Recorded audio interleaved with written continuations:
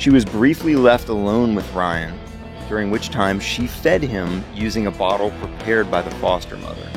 3 days later, on September 4th, Ryan suffered another severe attack and was rushed back to the hospital, exhibiting the same symptoms that had brought him to the hospital weeks earlier.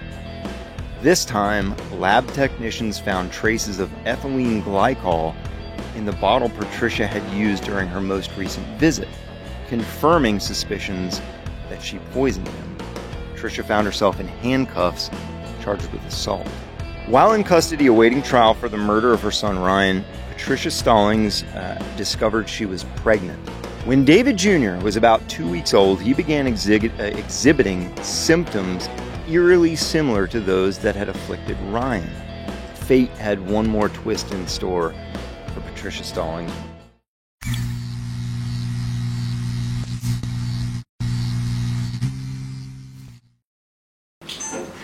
How it all went south. In the summer of 1989, Patricia Stallings cradled her 3-month-old son, Ryan, as she and her husband David rushed off to a St. Louis hospital. Little did they know that this frantic trip would be the beginning of a harrowing journey through a labyrinth of medical misdiagnoses, legal missteps, and a mother's worst nightmare. This is the story of Patricia and Ryan Stallings. I'm Sean Kipe with Jason Hoke. This is How It All Went South.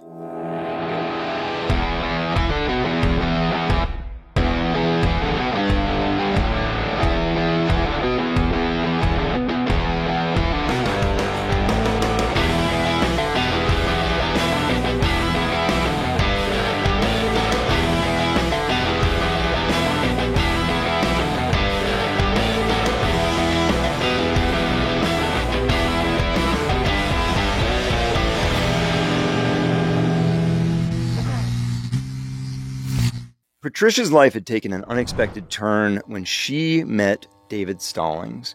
Before their paths crossed, she had faced significant hardships, including periods of homelessness and even the heart-wrenching decision to place a child born out of wedlock up for adoption.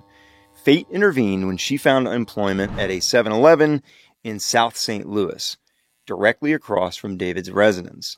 David became a regular customer, his visits motivated by more than just convenience store purchases. He persistently asked Patricia out, undeterred by her initial rejections. Eventually, Patricia's resistance softened and she agreed to a date. Their relationship blossomed quickly, and soon they were building a family together. And I kind of tell you this, just so you have a little bit of backstory, because it will play how they met and sort of what happened in her life before this story unfolds, plays into things.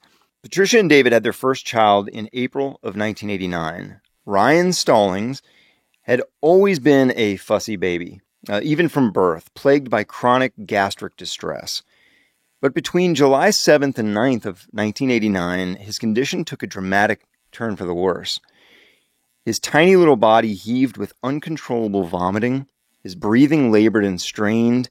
And for 3 days, the pediatric intensive care unit at Cardinal Glennon Children's Hospital in St. Louis, Missouri, became their world as they watched their infant son fight for his life. As Ryan's condition began to improve once at the hospital, the Stallings family breathed a collective sigh of relief, but that was short-lived. The medical staff delivered a shocking diagnosis that would shatter their lives. They believed Ryan had been poisoned with ethylene glycol. Mm-hmm. You're familiar with that. Absolutely. The main ingredient in antifreeze. We've talked about this. I don't even know how many times now people have been poisoned with, antifreeze being slipped in their sweet tea. Sweet tea. Yep. $30 million murder. Yeah. In an instant, Patricia Stallings went from being a concerned mother to a suspected poisoner. Can you imagine that? And you guys, if you don't know anything about this story, you don't know if she has or has not poisoned her son. But can you imagine just assuming this is like a what? You take your kid to the hospital, they're sick, something's going on. Is my husband doing something? Is my spouse? Is someone else? Is the babysitter? Or you know what I mean? It's just like and all of a sudden law enforcement's looking at you in the hospital room like. Yeah, because there's no little baby is going into the garage and getting antifreeze. Right. Like, the only way that this happens is it's someone caring for it. Exactly. Yeah, in a bottle. Yeah. Which is, And just to make sure we put a fine point on this, there's a reason why antifreeze like this is used. It sounds so weird to talk about it this way. A sweeter taste, like it's been hidden, like we talked about, hidden in sweet tea and other things like that, where the person drinking it may not know. And it's not like a poison that is a strong odor. It's not like drinking bleach. Yeah. Right? It is not that at all. And so, but it does incredible damage. Yeah, it's not going to immediately, you're not going to feel it immediately, like you would something like bleach. Ryan was wrenched from his parents' arms and placed in protective custody immediately. For 5 agonizing weeks, Patricia and David were allowed only 1 hour each Thursday to see their son. Their visits strictly supervised, of course. Then came the day that would haunt Patricia for years to come. During their 6th supervised visit on September 1st, 1989, she was briefly left alone with Ryan, during which time she fed him using a bottle prepared by the foster mother. 3 days later, on September 4th, Ryan suffered another severe attack and was rushed back to the hospital, exhibiting the same symptoms that had brought him to the hospital weeks earlier. This time, lab technicians found traces of ethylene glycol in the bottle Patricia had used during her most recent visit, confirming suspicions that she poisoned him. Patricia found herself in handcuffs, charged with assault. Not looking good. Well, did you say she got the bottle from someone else, though? That was prepared by the foster parent person, within foster care. Okay. On September 7th, 1989, barely 6 months into his short life, Ryan Stallings sadly passed away. Patricia's charges were upgraded to first-degree murder, and she was held without bail. In what would become a cruel twist of fate, she was not allowed to attend her son's funeral. I can't, I can say I understand that, because if there was evidence that you had killed your child, your infant, by poisoning, even you being at the funeral would be so upsetting to everyone else and family, and just, I don't even think it would be appropriate. Yep. But remember this. Remember that fact that she wasn't allowed. So when we come back, we're going to hear a little bit more about what happened after Ryan's funeral. We'll be back.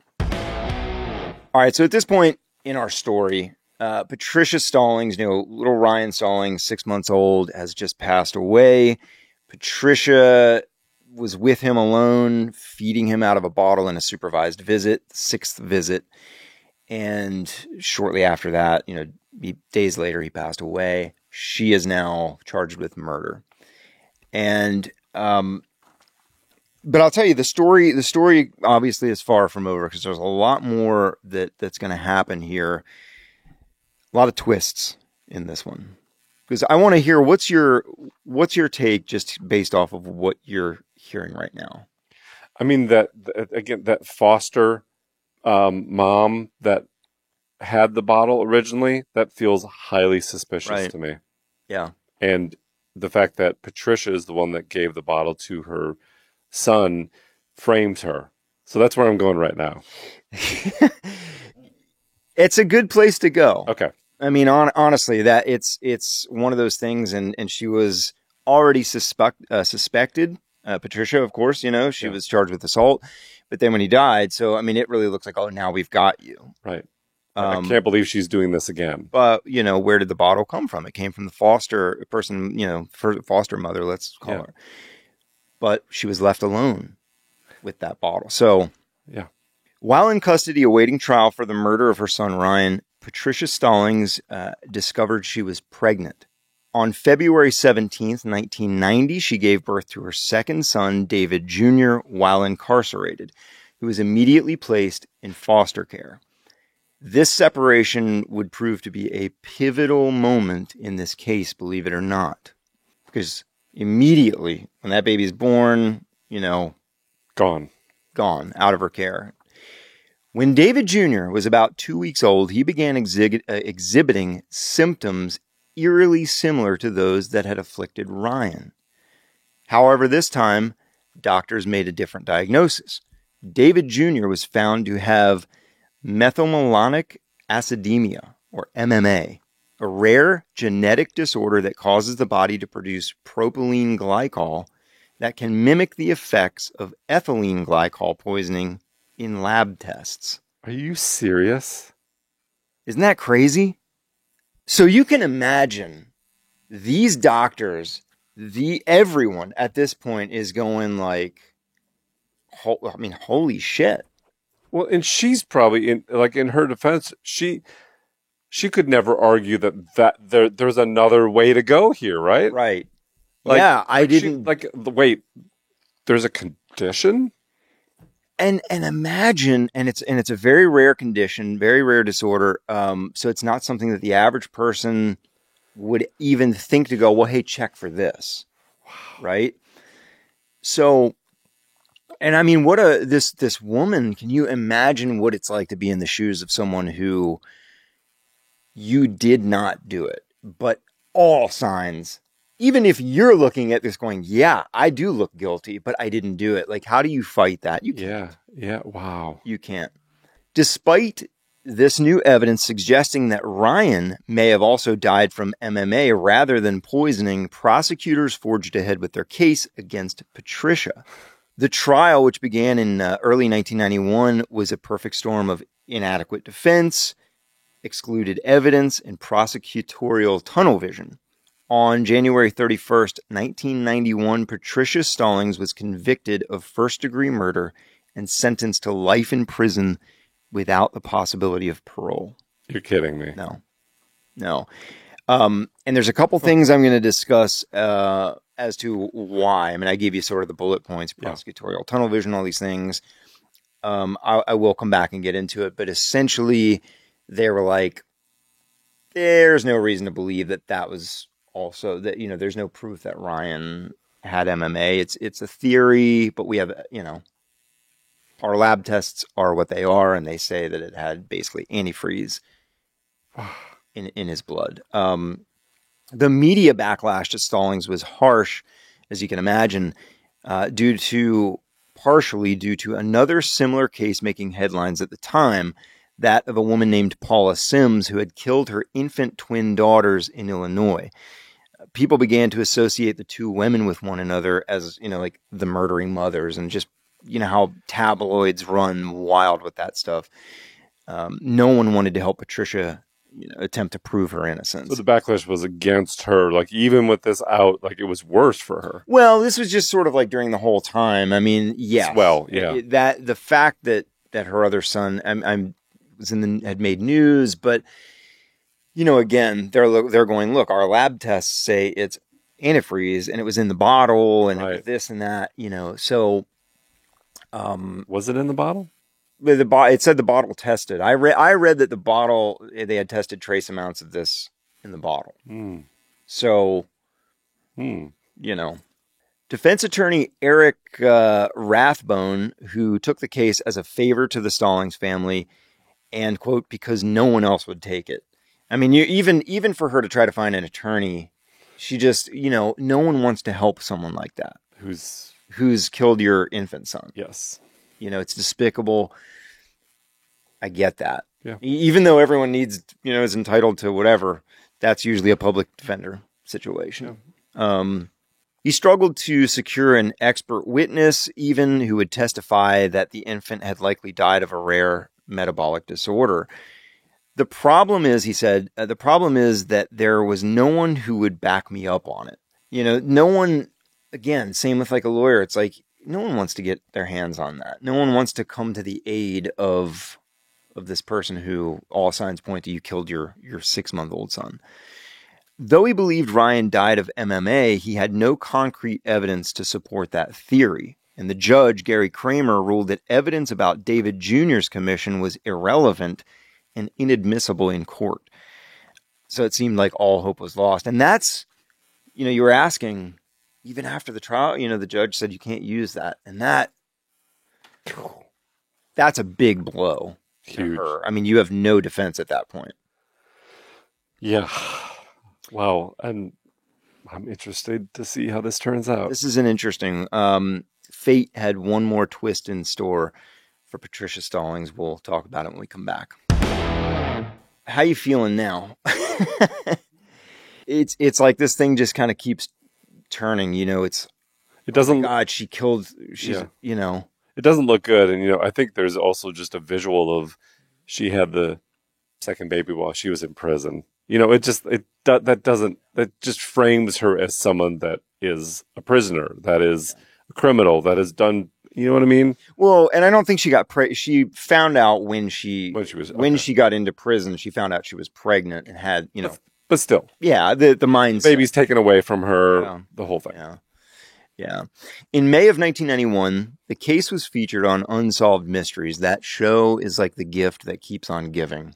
Right? Legendary. Robert Stack, thank you. Seriously, man. Dr. William S. Sly, a professor of biochemistry at St. Louis University, just happened to be watching. Dr. Sly. I love that. Guy's a legend right now, after this story anyway. Intrigued by the case, he conducted additional tests on Ryan's blood samples, which they still had on file, confirming that Ryan had indeed died from MMA, not ethylene glycol poisoning. So the question of the bottle comes into play, which was my biggest. Right. So in his body, in his DNA, in his blood, in his saliva, anything, it's going to show these trace. Well, what happens? A baby drinking out of a bottle, it goes both ways. It's backwash. Yeah. It just, so. Oh, interesting. So trace amounts, it's. Wow. It seems like such a weird case to be on Unsolved Mysteries, frankly. Like, it wasn't unsolved at all, almost. Like, she was claiming she was innocent. And, okay. You know what I'm saying? But I think also her other son had this disorder. So, there's an argument for like, is it unsolved? Did she get the shaft? Is she really innocent? I don't know. It's so crazy that a biochemist, you said, mm-hmm. Let's just test it. Yeah. It gets tested. Oh, look, like, why couldn't they have done that earlier? Gets deeper. Okay. In fact, evidence presented showed that Dr. Jeffrey Modine, the physician who pronounced Ryan dead, wrote a note that, quote, Emma, and this is when he had actually first declared Ryan brain dead, quote, MMA could be a possibility. So he wrote that when he actually pronounced Ryan brain dead before his actual death, he made a note that MMA could be a possibility. Fatty change in liver could be consistent with MMA. And then the attorney made a note that saying appropriate tests to rule out MMA were not done. So they're finding this stuff out. Just remember, not all evidence is presented in court, and people only give up things when they're required to give up things. Yeah, and this goes from legal proceedings to police authorities to detectives to whatever. Right? Wow. Yeah, it's just like this crazy back and forth of, prosecutor George B. McElroy III, upon learning of Dr. Sly's findings, consulted with renowned geneticist Dr. Piero Rinaldo. Convinced of Patricia's innocence, McElroy took the unprecedented step of writing a motion for a new trial, acknowledging that her defense had been inadequate. On September 20th, 1991, in a dramatic press conference, McElroy announced that all charges against Patricia Stallings were being dismissed. He personally apologized to the Stallings family for the grave injustice they had endured. Patricia Stallings was released in July of 1991, having spent nearly 2 years in custody for a crime she did not commit. David Jr. was returned to his parents' care. With proper treatment, his long-term prognosis was considered good. Wow. David, the other son, did not die because now they caught it, they knew what it was, and they were able to treat it. Wow. Isn't that crazy? It's crazy. Yeah. I What? for sure thought if she didn't do it, someone else did. Right. But that's not what this is. Yeah. This is she didn't do it, and it was a medical condition. Yeah. I did not see that coming. And you've got to think too, once this comes out with, I mean, the other son being born and being the only way this worked for her, in my opinion, is because she was in prison. So you say, you know, the mindset, Right. I don't think it would have happened any other way, because if she was with that child Right. for any longer, they could have said, oh, she did the same thing to him. And maybe even never tested for that, or maybe never figured out that he had this rare genetic disorder that led them to find out Ryan had it. You know, it's like this horrible thing that almost happened the way it needed to happen. Unfortunately, she had to endure all this stuff. And Gosh, you know, I wonder what our modern day unsolved mysteries is. It's just so incredible that this, I mean, this was like the beacon that, like, it's like it's the wanted poster on the milk carton kids, or it's just like this thing that was like the last hope that goes in front of a national audience. And man, I don't know what the comparable is these days. Podcast, maybe. You know? Yeah, that's actually a really good point. Yeah. Like, I mean, these stories will be buried forever unless we excavate them, unless we tell them. And some of these are wrongful convictions or advocating for someone who said they didn't do it and they didn't do it. yeah. You're right. Like, Or just a cold case that, you know, look, and I look at it that way. We've, you know, had this talk before. I mean, like, especially with a cold case or something, any kind of case where there's this big question at the end of it, I look at it like, you know what, the chances of me 15 or 20 or 30 years after this case, you know, it's a cold case or whatever, chances of me coming along and like stumbling, you know, across the evidence that the aha moment is really slim. It's possible. And I say me or someone like me, but it's or not, you. but it's not nothing. It's not impossible and it's not nothing. But the other thing is that it gets the story out, and we've learned this. Yes. You never know what information is out there, and someone just, you catch them at the right moment, or they're conscious. It's that little thing that pushes their conscience. I went to high school with that person and they told me something and I've never told anyone, or now I can come forward. Yeah. Or, you know, like there's a variety of reasons. So you're right. Yeah. You may not be the one that actually solves the case, you know, like the X marks the spot in the woods where the body is buried, but it, you know, explodes the awareness of something even beyond the city or state you live in. Like, it becomes a national story and pushes it up again. And I think that was kind of Unsolved Mysteries at the time. Yeah. And, you know, the show was really good, and it was very serious too. Like, it wasn't hokey. It was just like down the middle. This is what we know. And it had the most bitchin' theme music. right. No, You play that on guitar? but I should. Yeah. When Patricia Stallings was eventually exonerated, the case left an indelible mark on her life and that of her family. How could it not? It serves as a cautionary tale for medical professionals, law enforcement, and legal practitioners about the dangers of jumping to conclusions and the vital importance of considering all possible explanations, especially in cases involving complex medical issues. You know, I feel like there was a rush to convict her and sentence her, and maybe they should have, upon learning that, gone, let's exhaust all testing. Let's, you know, and that's expensive and whatever, but you're talking about someone's life. But this is what happens. Again, it is part of this, but like when a baby dies, Sure. we want to solve that. We want to know that someone's going to be brought to justice for the death of that baby, even if it's a family member. And so, rightfully so, a lot of those things, rightfully so, but a lot of other avenues get shut down in the questioning and investigating and going deep on this stuff that should be explored, no matter what the case is, no matter how heinous it is. Right? So that's what happens. Well, today, the Stallings case is studied as an example of how advances in scientific understanding can play crucial roles in achieving justice. It's a story of a mother's love, the power of perseverance, and the triumph of truth over misconception. But most of all, it's a reminder that in the pursuit of justice, we can never stop questioning, never stop seeking the truth, no matter how difficult or uncomfortable that truth may be.